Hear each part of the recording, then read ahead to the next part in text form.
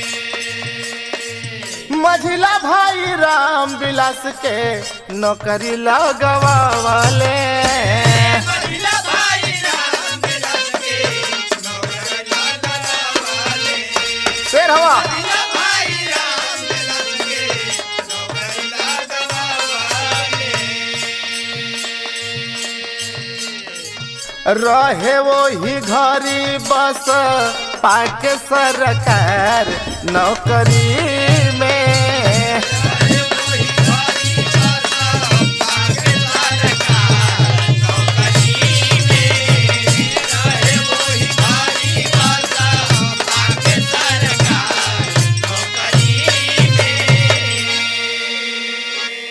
बाबूजी कुछ ही दिन बीतल, आज अपने मझिला भैया जिनका नाम राम विलास बतावल गई, वही सिंचाई विभाग में बाबू अनुचर के पद पे हो कानपुर में भर्ती कराए दिलन। इतने से संतुष्टि ना मिलल, बसपा का सरकार रहल, अच्छे अच्छे अफसरों से भैया का परिचय रहल। एक काम और कैलन का, बड़े भाई लाल साप्र साद जी के मानवा।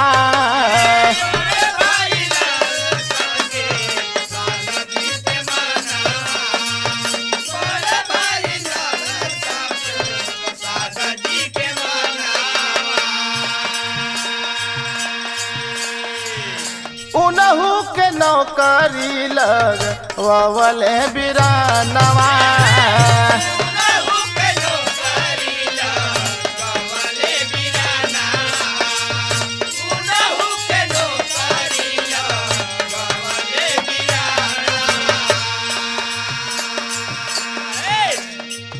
अनुचर सिंचाई विभाग में भैले सेवाकार नौकरी में। अरे दिया मास्टर दिया।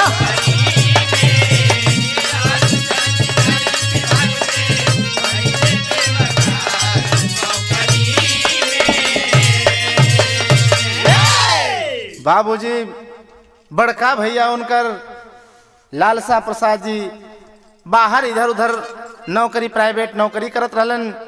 आज देवदास भैया उनके घरे बुलाई के और सिंचाई विभाग में ही अनुचर के पद पर उन्हों का सिलेक्शन करवाए दिलन। घर में तीनों भाई नौकरी करत हुवन। छोटका भाई जिनका नाम जय नारायण बतावल गई, जय नारायण भैया गांव में ही शिक्षा मित्र पद का भर्ती आयल और वही शिक्षा मित्र के पद पर छोटका भाई का भी सिलेक्शन हो गई। बाबूजी परिवार में खुशहाली का देखो माहौल, हम चारों भाई मजे से नौकरी करत हुमन हो, खुशहाली से परिवार जिंदगी जियत हो। आज देखें धीरे धीरे बाबूजी 2009 का समय आयल, छोटका भैया शादी करे के बिल्कुल तैयार हुमन, शादी के योग्य। आज उन्हीं का सढ़वाइन जिनका नाम ममता बतावल गई और देवदास भैया का सढ़वाइन रहली। बाबू दोनों तरफ का जिम्मेदारी निभाते हुए आज देवदास भैया एक तो काम केलन, एक लाइन गीत बदल गई मास्टर।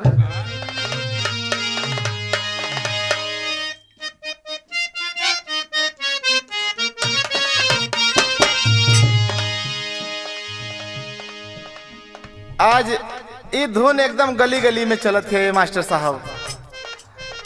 कौन मेहरारू अभी नौकर आजे गौना होके आइल बा। पहली रात जेके बहुत लोग कतल कभी रात कहेला। सैया जी जैसे सेज पे गईलन, आजू औरत कहले बे कि राजा जी हमसे मीठी मीठी बोल बतिया लें, बात जितना मन करे उतना रात भर बतिया लें, लेकिन छुईबो मत करब हमके। बाउंडेशन लगा दे बिया। इहे तो गीतिया का लाइन है। कहले बे आयु औरतिया कहले का बे कि कर भले मीठी मीठी बतिया छुआ छाव जानी आज। इहे तो कहले बा हो गौतम जी कि अरे कर भले मीठी मीठी बतिया छुआ छाव जानी आज।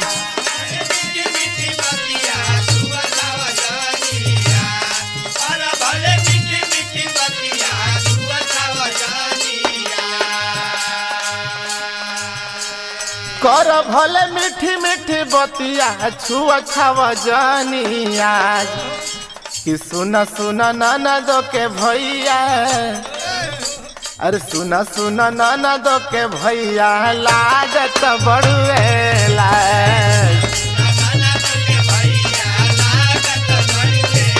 बाबा बाबा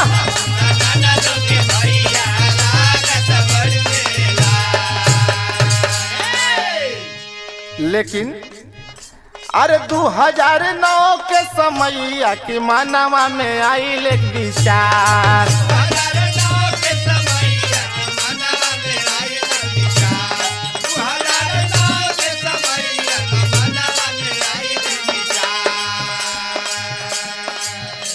कि शादी कैले छोटा का बिरानावा के खुशिया भइली अपार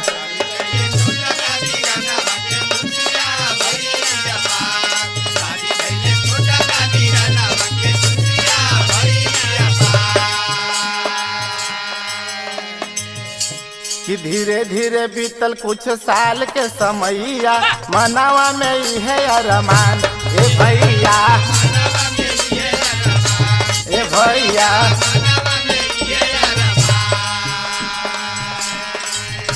कि ग्राम पंचायत वाला आइल बा चुनौआ ममता भइल प्रधान ए भैया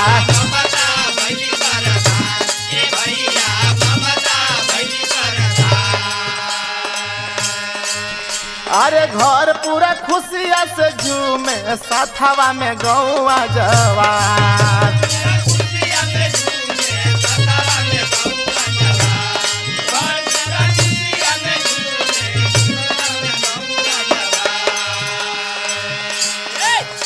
अरे घर पूरा खुशिया से झूमे साथवा में गौआ जवान शादी कैले छोटा का बिरानावा के खुशिया भइली अपार अरे दिया मास्टर दिया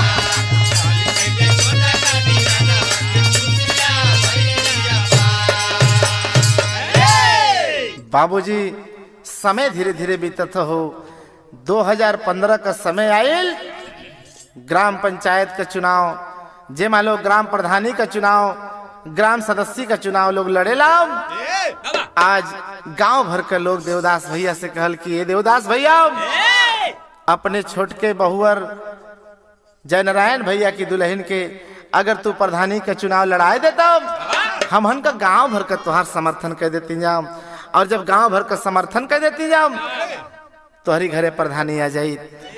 ई बात आज देखें देवदास भैया के समझ में आइल बा परिवार में बैठ के विचार कैलन और अपने सबसे छोटी बहू जो जयनारायण भैया का दुल्ही है जिनका नाम ममता बा चुनाव में खड़ा कर दिलन बाबू गांव भर के लोग समर्थन कैल हो और आज देखें वो ममता प्रधान चुन लिहल गई खुशहाली का दिन बा कहे से कि घर में सब लोग नौकरी करत बा घरे में प्रधानी बा देवदास भैया अपन नौकरी से ड्यूटी से बाबूजी घर पे आते थे गांव में अनेकों गरीबों की मदद किया करते थे केहू के दवा इलाज कोई लखनऊ दवा करा रहे हैं किसी को बहराइच किसी को गोंडा आए दिन इलाज करवाया करते थे बाबूजी गरीबों में रुपया पैसा देना लोगों को कपड़ा देना कोई भी गरीब आदमी अगर उनके सामने अपनी समस्या कह देता था तो उस समस्या जैसे भी समाधान होके देवदास भैया भरपूर प्रयास करन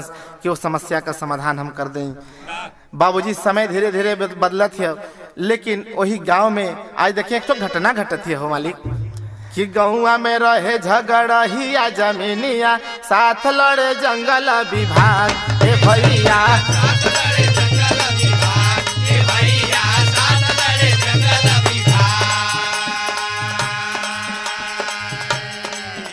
अरे खारिज बा मुकदमा भइल जवने हो घरिया दिलावा में लागल बाटे आग ए भैया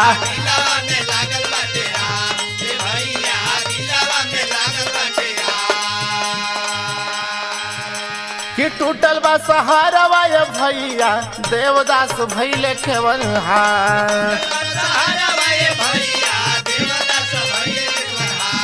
टूटल बा सहारवा ए भैया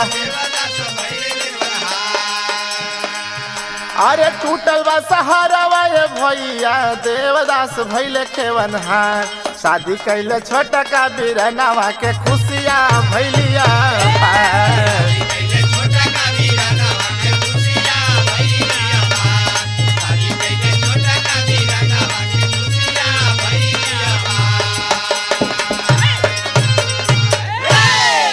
बाबूजी वही गौरा पिपरा ग्राम सभा में एक झगड़िया नामक जमीन बा जैसे गांव के लोगन से और वन विभाग से मुकदमा चलत रहल।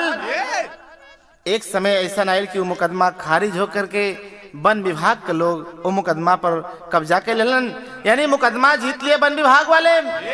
गांव के लोग बेसहारा भइल, सोचे लगल लोग कि वन विभाग के लोग आने वाले समय में ये जितनी जमीन है साथियों वो जमीन में लोग पेड़ लगाए दी, जंगल लगाए दे, आने वाले समय में जंगली जानवरों का खतरा हमारे गांव को बढ़ जाएगा। जब इतनी बात का जानकारी देवदास भैया के मिलल, बाबूजी चले गए हाई कोर्ट, दोबारा जा करके रिट दायर किया हाई कोर्ट में और उस मुकदमा में जितना भी पैसा खर्चा लगा अपने जेब से लगा करके दोबारा मुकदमा शुरू करा दिए। गांव के लोग खुश हवन कि वारे देवदास भैया, ये देवदास भैया के नियर जिला जवार में और एक गांव में यानी कई इलाके तक उनके जैसा दरिया दिल खोजले केहू ना मिली। आज गांव के लोग प्रफुल्लित होवन, लेकिन बाबूजी समय धीरे धीरे बीतत है। आज भैल का मास्टर एक लाइन गीत यहाँ फिर बदलत है।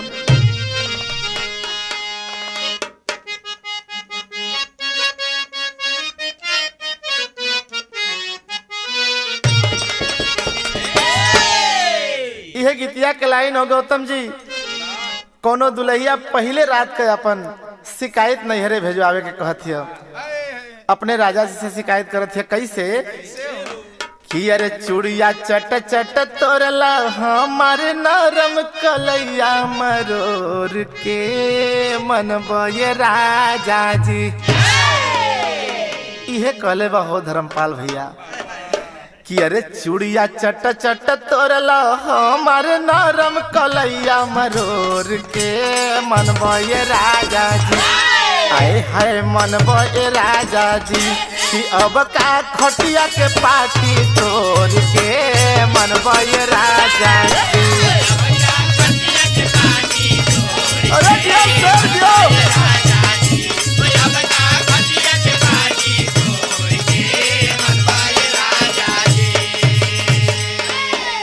लेकिन आज देखें शोहरत पढ़ल बा, देवदास भैया लोगन का मदद करत हुवन।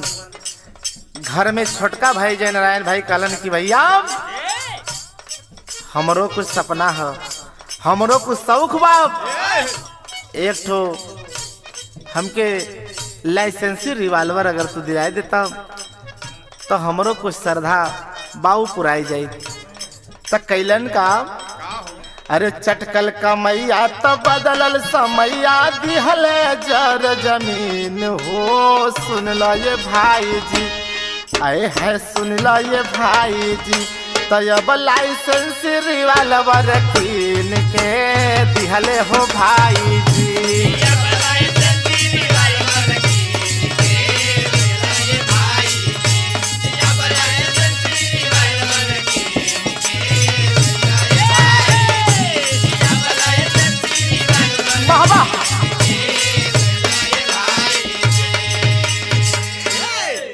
खुशहाली में समय बीता था देवदास भैया परिवार के लोगन का दुख दर्द तहरते हवन, साथे साथे गांव के अगल बगल क्षेत्र के लोगन का भी मदद करत हवन।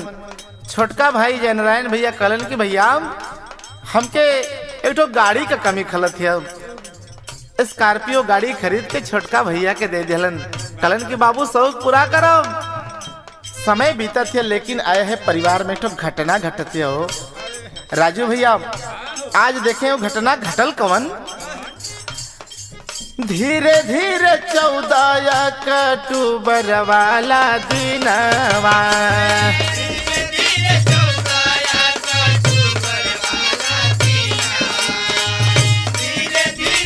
बाबा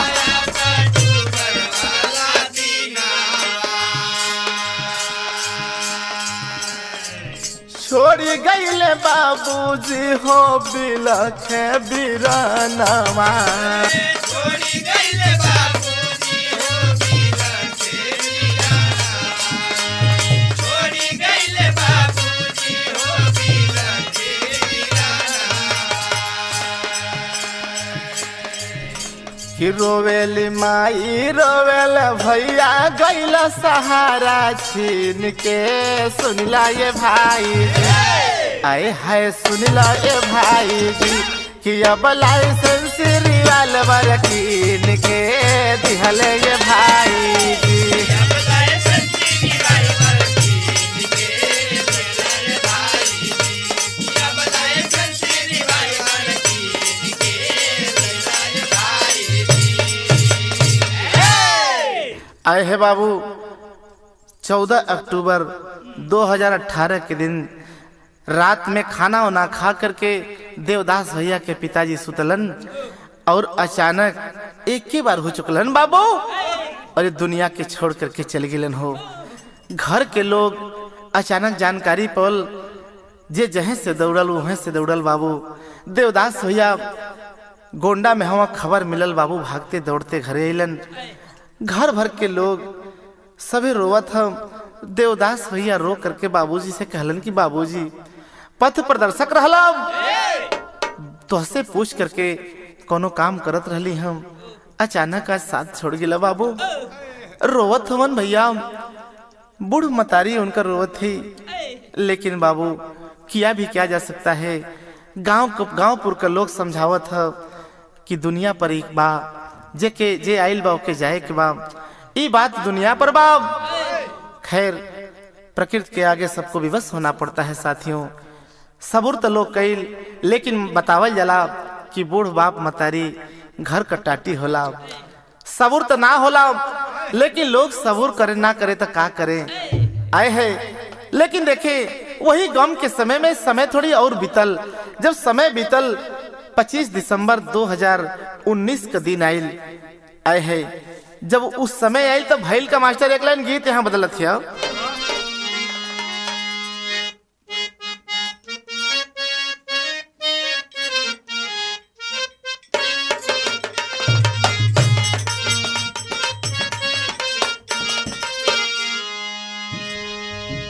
भाव है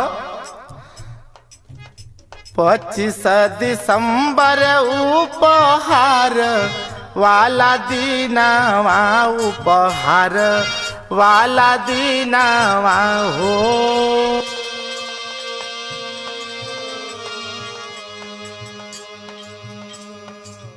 चलले भैया लखनऊ की ओर होना किया हो हमारे। भैया लखनऊ की ओर किया हो हमारे। भैया लखनऊ की ओर।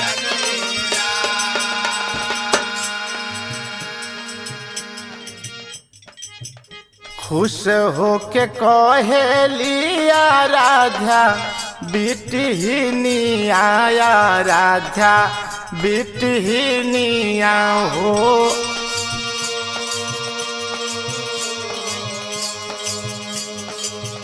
ले ले अइहा गिफ्ट कवनो खासन होना किया हो पापा हो।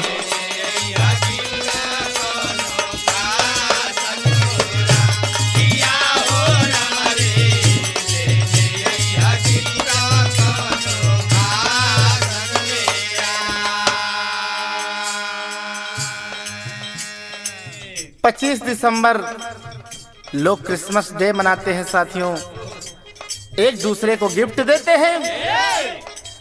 आज 25 दिसंबर की छुट्टी में देवदास भैया अपने कमरे पे आराम कर रहे हैं। तब तक लखनऊ से बड़े साहब का फोन आया, अरे देवदास छुट्टी है, चले आओ, कुछ जरूरी काम है, आकर के थोड़ा मिल लो। देवदास भैया अपने दुल्ही से कहलन कि मुझे गोंडा अर्जेंट निकलना पड़ेगा, बड़े साहब बुला रहे हैं।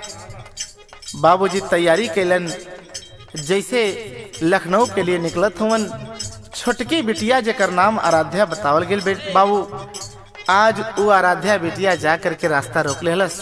पापा लखनऊ जाते हो नाम? आज पापा जानते हैं कौन सा दिन है? कलन की हाँ बिटिया। हंस के कलन की अरे बेटी आज क्रिसमस डे है। मैं जानता हूँ कि अपनी बिटिया को मैं अच्छा सा उपहार देना है, मुझे अच्छा सा उपहार देना है। बिटिया कलश की पापा लखनऊ से कोई बढ़िया खास गिफ्ट लाइएगा, मुझे सरप्राइज दीजिएगा। आज देवदास भैया कहलन का हंस के अपना बिटिया से बोले ले बचानिया यार बोले ले बचानिया हो।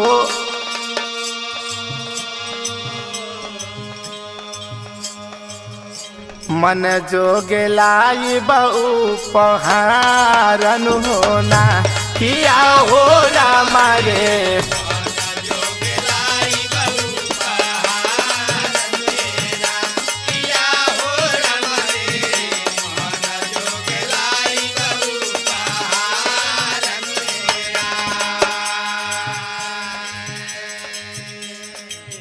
कही के लखनऊ बड़े साहब जी से मिले गईले, साहब जी से मिले गईले।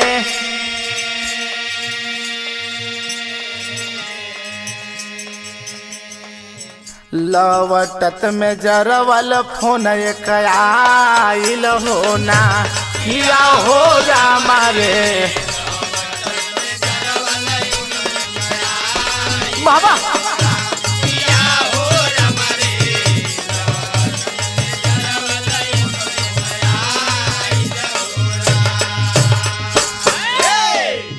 बिटिया से कह के वादा कह के आज लखनऊ के लिए प्रस्थान कैलन। बड़े साहब से जरूरी काम निपटा करके बाबू वापस आ रहे थे। जरवल पहुंचल होन उनके मित्र बहराइच से ब्रिजनंदन वाजपेयी जी उनके मित्र थे। एक ही विभाग में एक ही ऑफिस में लोगों का ड्यूटी रहल। फोन कैलन आज देवदास भैया के कलन की मैं लखनऊ से लौट रहा हूँ, जरवल पहुंचा हूँ। ब्रिजनंदन जी कलन की भैया थोड़ा ज्यादा नहीं 2 मिनट के लिए बहराइच आ जाइए। कहलन का कहले ब्रिजनंदन बहराइच चलियावत बहराइच चलियावत हो।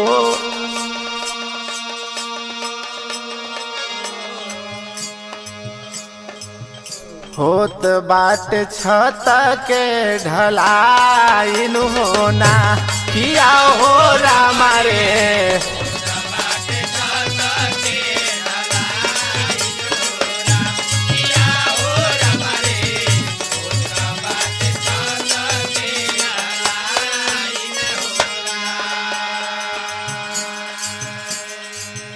ब्रिजनंदन जी बतौलन कि हमरे छत के ढलाई होता बाबू, 2 मिनट खातिर चलिए तब भोजन करके यहाँ से चले जाइएगा। बाबूजी आज ड्राइवर की तरफ इशारा करके जरवल में कहलन कि बहराइच की तरफ गाड़ी मोड़ लो। बहराइच की तरफ प्रस्थान किरण आ करके बाबू अपने दोस्त ब्रिजनंदन वाजपेयी के यहाँ घरे खाना खेलन। खात पियत में कुछ देर हो गई हो भैल का खाना खैले ब्रिजनंदन के घर पे सब साथी आयर घर पे सब साथिया हो।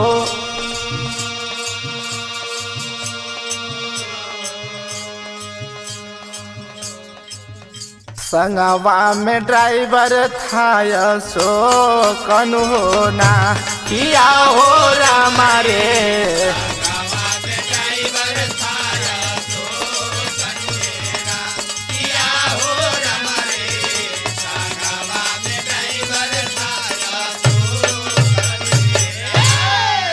बाबूजी ब्रिजनंदन वाजपेयी के घर खाना खेलन।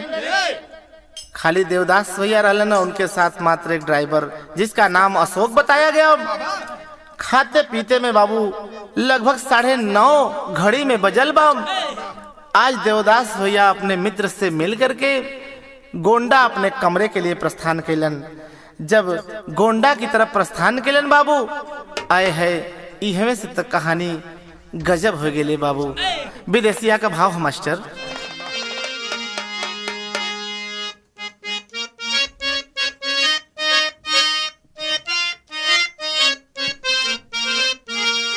आए है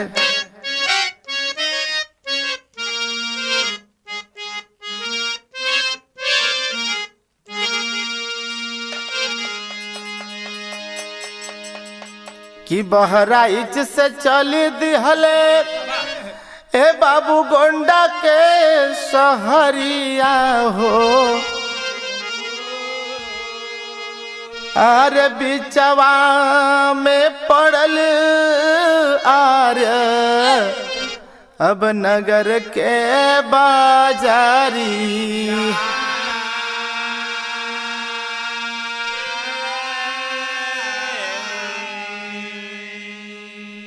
कि रुकल टरक रहे ए बाबू रोड के किनारावा हो।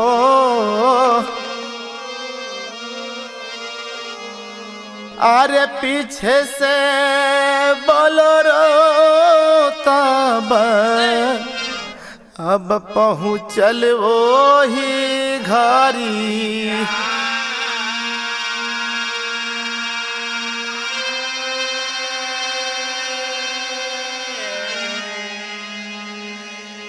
कि रतिया बजत 11:30 के समैया हो। ए बाबू घेरल सकाल काली अब रात रे बादारी।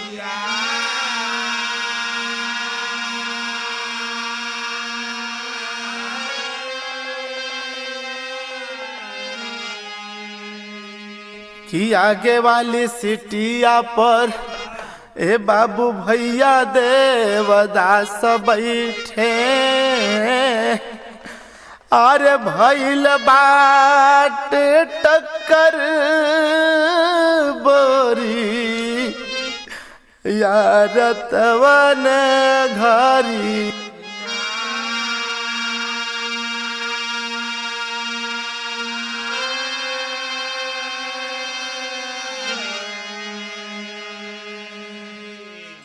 कि फोनमा लगवले तब अब अशोक ड्राइवरवा हो।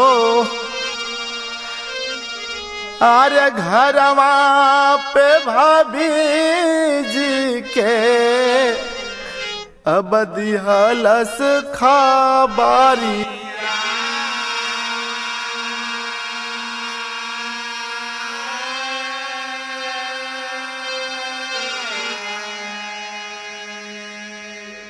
बाबूजी बहराइच से 9:30 बजे निकले हैं गोंडा के लिए।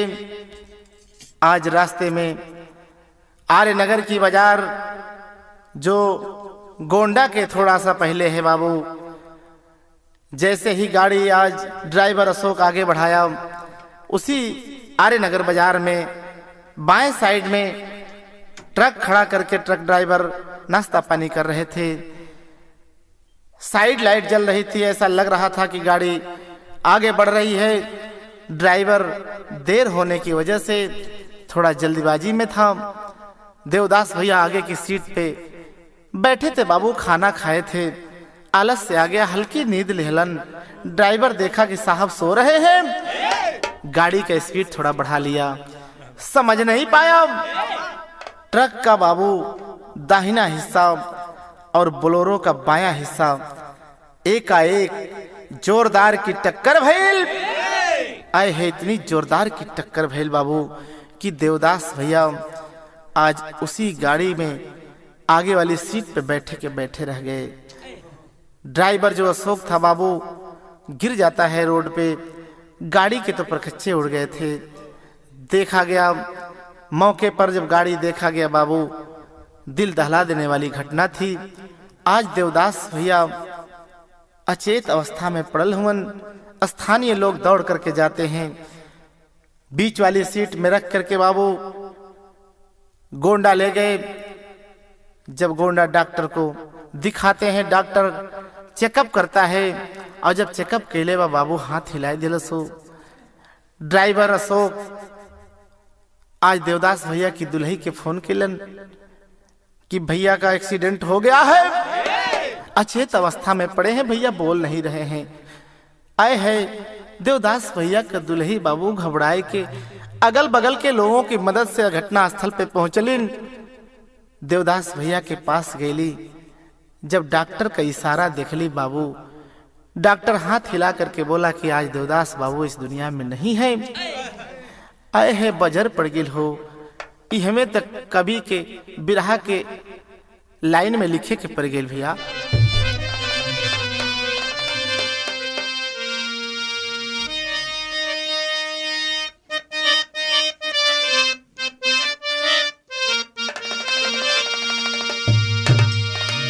अरे बाबू हर जाई कुदरत कातिल बन गया, अरे भैया हर जाई कुदरत कातिल बन गया, कि चमन गुलजार रहा पर कली गई मुरझाई। बाबूजी चमन गुलजार रहा पर कली गई मुरझाई, हर जाई कुदरत कातिल बन गया। आए है जे जहे सुनत है बाबू उहमें करेजा फटत हो। इतना निमन, इतना महान व्यक्तित्व के धनी आज देवदास भैया के बाद के लोग सुनल कि वो दुनिया में ना हुवन, केहू के विश्वास ना हो था। बाबूजी आज सभी सबका कलेजा फटत हो। तमाम मित्र, तमाम लोग सुन करके इकट्ठा भैलन। आए है देवदास भैया का एक्सीडेंट हो गया, आज देवदास भैया ये दुनिया में ना हुवन बाबू, लोगन के बजर पर गिल हो।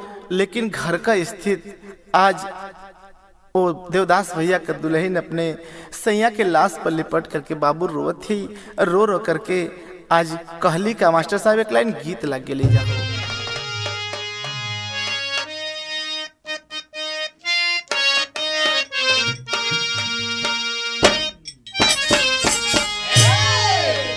गीतिया से बढ़िया कवि के भाव लिखे के पड़ गेल हो लाल। आज वो देवदास भैया का दुल्हन अपने सैया के लाश पे लिपट के रोवत थी, यह बात कहत थी कि अरे बिलखी बिलखी के रोए, कि बिलखी बिलखी के रोए, उजड़ल संसार हो, हमर नेवारिया के। आज देवदास भैया के दुल्हन बाबू रो रो करके ऊपर वाला के कोसत थी कि ऊपर वाला हमार तो बगिया उजार लेला हो, आखिर में हम का तोहार बिगड़ले रहली। रो रो करके बाबू आज देवदास भैया के दुल्हन यही तो बात कहत थी कि बिलखी बिलख के रोवे, उजड़ल संसार हो, हमर नेवारिया के, हमर नेवारिया के छिनल पतवार हो।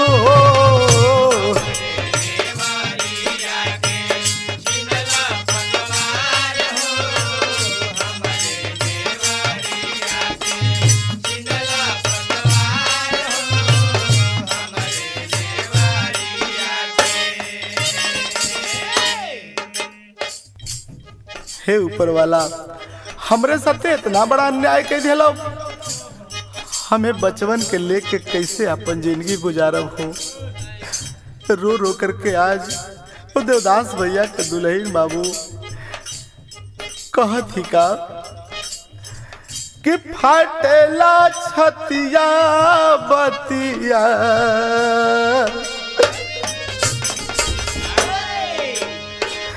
फाटेला छतिया बतिया, सोच बार बार हो, लागल नजरिया के कर। हम के कर का बिगल रहनी है ऊपर वाला, हमरे साथे इतना बड़ा खिलवाड़ के दिला। यह तक कहत थी बाबू फाटेला छतिया बतिया, फाटेला छतिया बतिया, सोची बार बार हो, लागल नजरिया के कर, लागल नजरिया के कर, उजड़ल संसार हो।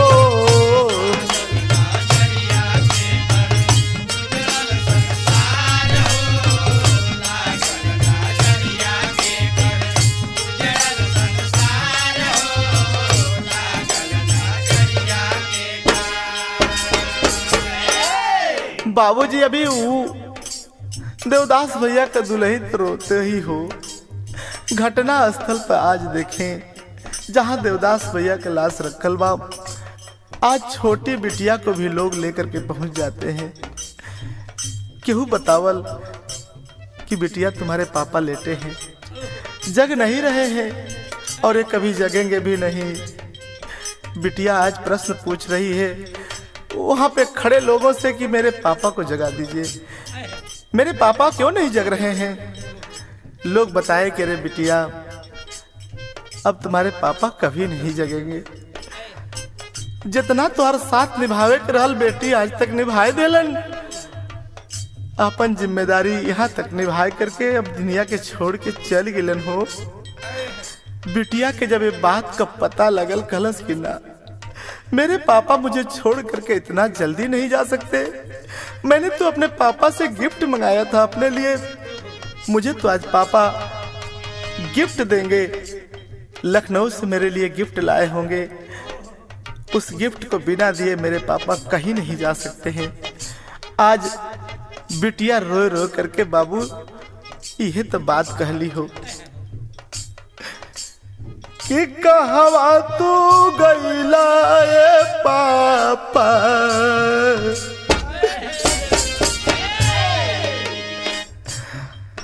अरे कहवा तू गईला पापा, हमन के विसार हो, जो हिले नजरिया ए पापा। हम तो जो थी पापा हमारे गिफ्ट लेके तू को बा, यही तो बिटिया रो रो करके बाबू बिलाप करत कि कहवा तू गईला पापा, हमन के विसार हो, जो हिले नजरिया ए पापा, जो हिले नजरिया ए पापा, रहिया तो हार हो।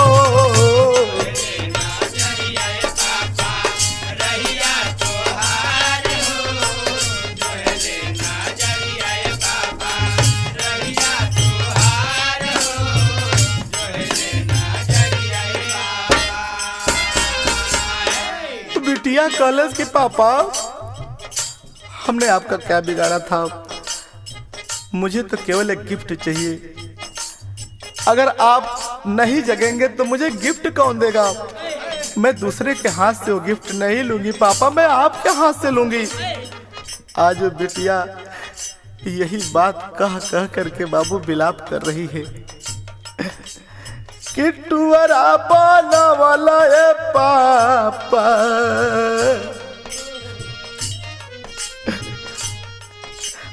अरे टुअरा पाना वाला पापा, कवना कसूर हो, काए गोसैया तोहार। यह तो कोई के ऊपर वाला से सवाल करती के ऊपर वाला, अरे हमन के तोहर कौन ऐसा कसूर के ले जा, कौन ऐसा गलती हमन से हो गए। आज बिटिया ऊपर वाला से यह सवाल पूछत थे बाबू, टुअरा पाना वाला पापा, कवना कसूर हो, काए गोसैया तोहर, काए गोसैया तोहर, का बात दस्तूर हो।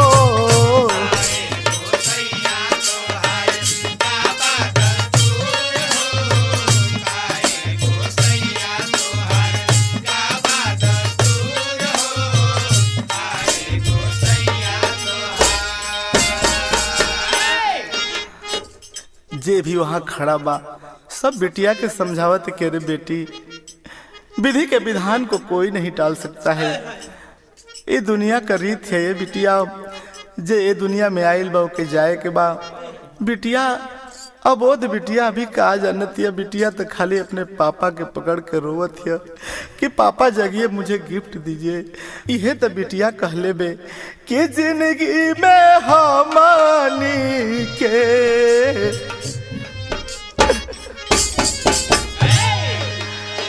जिंदगी में हमनी के तू कोई के अनार हो, कवन कर नवाए पापा। यह कहते कि पापा हम तो लोग तोहर का बिगड़ रहने जाम, आज हमन के छोड़ के कहाँ चल गेला। जिंदगी में हमनी के तू कोई के अनार हो, कवन कारणवा ये पापा, कवन कारणवा ये पापा गैला विसार हो।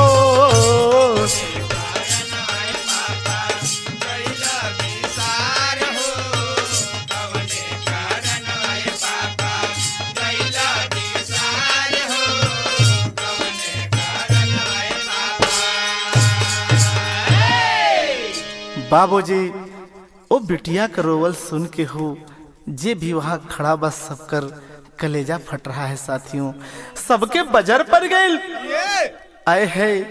लेकिन जब ये खबर गांव में पहुंचल बा, आज वो गौरा पिपरा गांव में अगल बगल के गांव में पहुंचल बा बाबू, वहाँ का दृश्य तो देखे वाला आए है, देखे वाला लोगन के कलेजा फट गए। भैल का मास्टर पापट का भाव लिखे के पड़ गए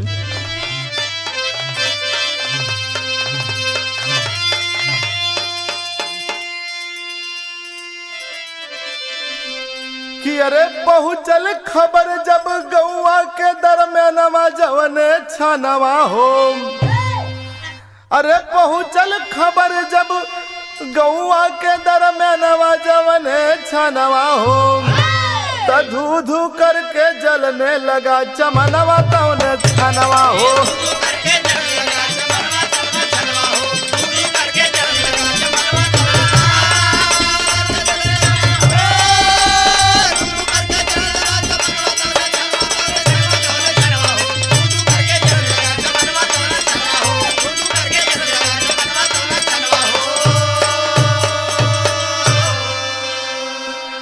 कि मचल कोहराम जुटल गौआ जवार हो, अरे रोवे पीटी छाती का कैला करतार हो। अरे काप गईल धरती बरिस नयनवा तवने छनवा हो, कि धू धू करके जलने लगा हाय चमनवा तवने छनवा हो। बाबूजी जे जहे सुनत उहमें आंसू बहावत हम, सब ऊपर वाले के ये दोस्त देता कि ये ऊपर वाला कबो कबो तू ऐसा खिलवाड़ कह दिला जे ए दुनिया में तमाम गलती करत हम ओके तू मौत ना दिला, लेकिन जे भलाई का काम करत हो, जे ए दुनिया में गरीबों की मदद का काम करते हैं, तू वही के कबो कबो ए दुनिया से बुलाए ले ला। कि गम में डूब गए घर घर नि पसरल बा सन्नाटम, अरे गम में डूब गए घर घर नि पसरल बा सन्नाटम। अरे कैसे करता इंसाफ प्रभु तू मिलकर सबने डांटम। अरे टूटल आस से क्रोधित भइल मनवा तवने छनवा हो, कि टूटल आस से क्रोधित भइल मनवा तवने छनवा हो। अच्छा कना चूर भइल बाट सपनवा तवने छनवा हो।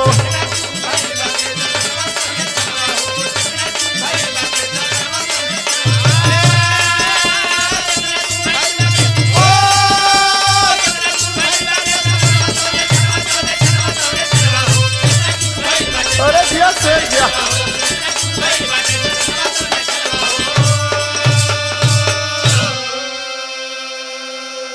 बाबूजी सब मिल के ऊपरे वाले के डांटत हो, ऊपरे वाले से इंसाफ मांगत हो।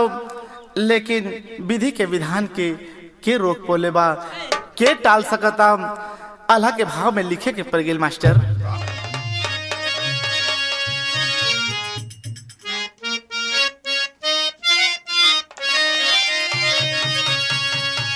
हाय अरे विधि के विधानवा के अब कोई नहीं जाने भैया, कौन विधि के कब का लिखलन करता।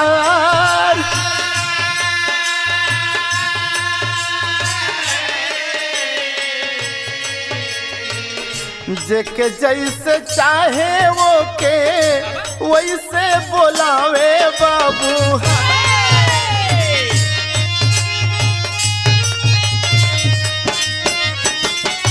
हिलवा लगावे ले गोसैया हो हजार।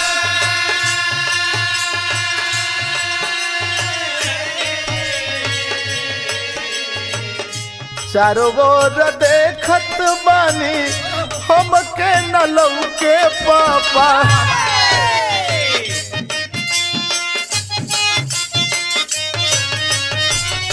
रोवेली अंजलि बिटिहनिया पुकफार।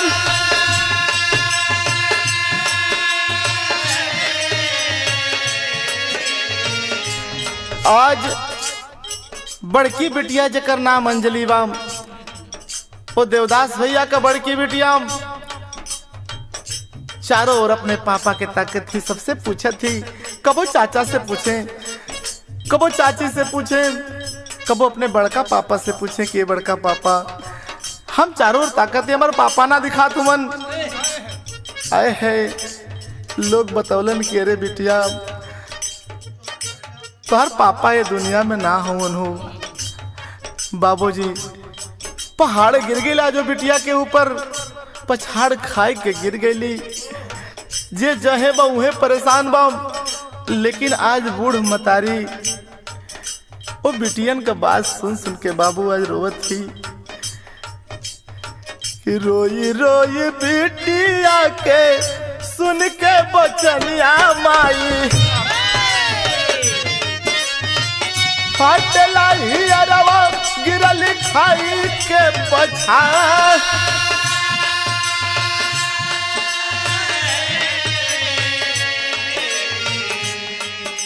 आज अपना बूढ़ मतारी के वो तीनों भाई, देवदास भैया का तीनों भाई अखबार में पकड़ के माई के रोवत हवन कि माता जी के संगवा में तीनों सुगनवा भैया।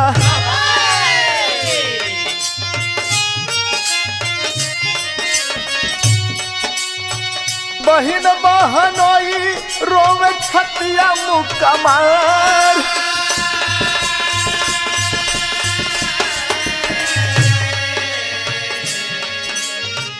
अंजलि आराधा रमन टुअर के कहलिया बाबू।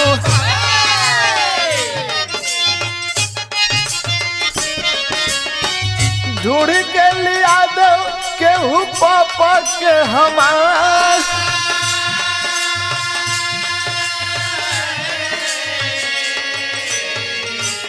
लेकिन धन्य बा विधाता धन्य तोहरी लिखनिया दादा कि कवन समैया हो देखवला भगवान।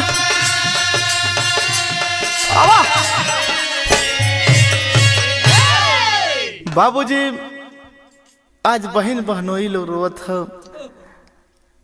वो बूढ़ मतारी अपने तीनों बेटवा के संभारे कि अपने संभारे, तीनों बेटवा माई के संभारे कि अपने संभारे।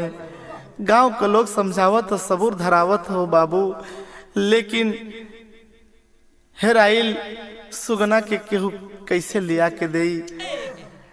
वो अंजलि आराध्या और अमन जौन देवदास भैया का तीनों,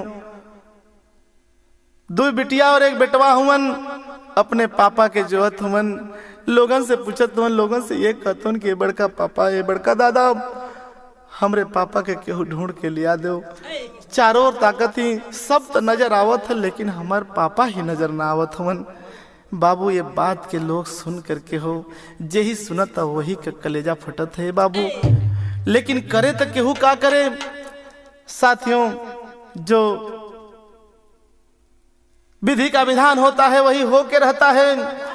आज देखें वो बूढ़ मतारी सोच करके और रो रो करके लोगन से, ऊपर वाले से यही एक बात कहती। बाबू अंतिम भाव है,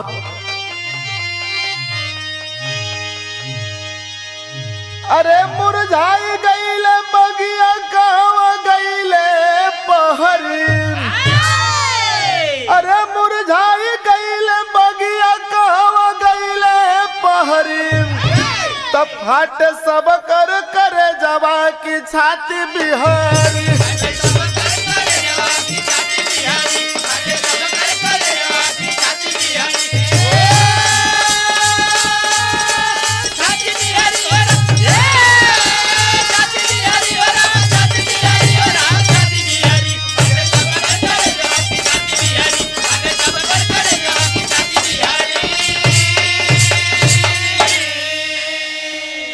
सब कर नजर बरस जैसे बदरवाम, अरे सब कर नजर बरस जैसे बदरवाम, अरे भैया कहे छोड़ गईल कवन कसुरवाम, अरे गईली बहुअर के हमरे मंगिया उजरी, तो अरे गईली बहुअर के हमरे मंगिया उजरी, तरो में माई बहु रहिया भइल बपगानी।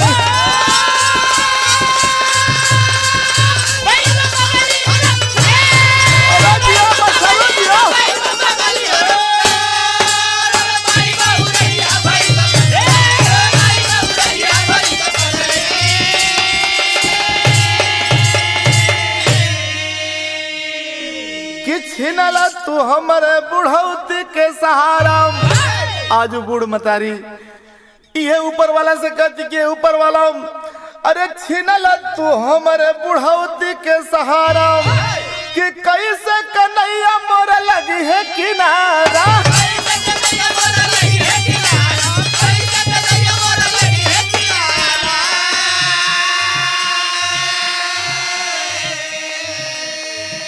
अरे भइल जिंदगी पहाड़ अब दिन कैसे बिसरी, तरो माई बहु रहिया भइल बगली। आज वो बूढ़ मतारी देवदास भैया के इहे कहती रोत है कि ऊपर वाला हमार तत्व सहारा छीन लेला बुढ़ौती का, के करी भरोसे हम जियब। एक बात और कहती काम कि 1 साल पहले लिहला मंगिया उजार होम, अरे 1 साल पहले लिहला मंगिया उजार होम, आ दोसरा में सुन कैला गोदिया हमार होम, अरे कैसन बजर कक्कर जवा बनवला ये हरीम, कैसे बजर कक्कर जवा बनवला ये हरीम, तरो में माई बहु रहिया भइली बपगली।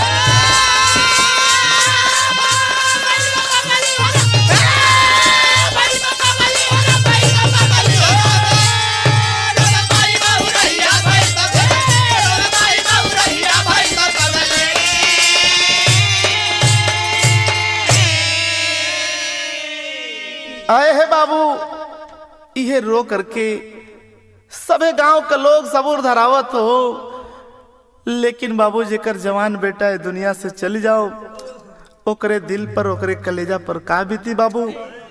ई तो उहे बूढ़ बाप मतारी बताए सकेलन, लेकिन कर भी कोई का सकेला, प्रकृति के सामने सब विवश है साथियों। अंत में पोस्टमार्टम होकर के लाश आई, अंतिम दाह संस्कार लोग किए, गांव के जवार के लोग हो, इतनी भीड़ रहल बाबू। हम भी पहुंच रहे थे शाम को, चूंकि 8 बजे के करीब दाह संस्कार हो रहा था। पहुंचते पहुंचते हमको विलंब हो गया, नदी के हम इस पार ही रह गए बाबू। नाव नहीं मिली कि हम वो पार जा पाई, दाह संस्कार में शामिल हो पाई। लेकिन इसी पार से उस दाह संस्कार का दर्शन हमको करने को मिला। यही कभी कहानी का अंत किए कि गुरु बिहारी गुरु गणेश जी डूब गए हैं गम से। अरे कथन करे कभी हम के गौतम आंसू बहे कलम से। ए बाबू हर जाई कुदरत कातिल बन गया। अरे हर जाई कुदरत कातिल बन गया। तो गायक प्रमोद भैया अमरजीत बिल खाई हर जाई कुदरत कातिल बन गया।